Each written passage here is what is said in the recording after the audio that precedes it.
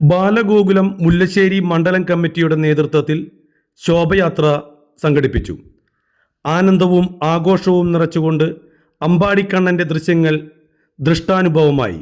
ബാലഗോകുലത്തിൻ്റെ കണ്ണൻകാട്, വാസുദേവപുരം, പറമ്പൻതളി, മുല്ലശ്ശേരി, കോർലി, പൂഞ്ചിറ, താണവീതി എന്നീ സ്ഥലങ്ങളിൽ നിന്നുള്ള ബാലഗോകുലങ്ങളുടെ കലാരൂപങ്ങളോട് കൂടിയ ശോഭയാത്രകൾ പറമ്പൻതളി നടയിൽ എത്തി.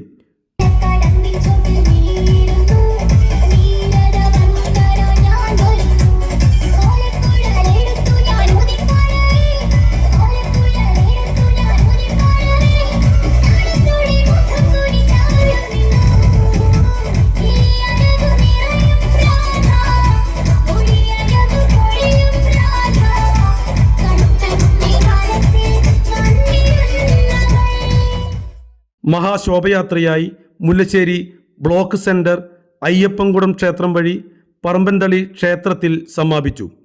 തുടർന്ന് ഉറിയടിയും സാംസ്കാരിക സമ്മേളനവും നടന്നു. ആഘോഷ് പ്രമുഖ് VR രജീഷ്, പ്രസിഡന്റ് സിദ്ധാർത്ഥൻ തിണ്ടിയത്ത് എന്നിവർ പരിപാടികൾക്ക് നേതൃത്വം നൽകി. ഡോക്ടർ കൃഷ്ണൻ സജൻ സമ്മാനദാനം നിർവഹിച്ചു.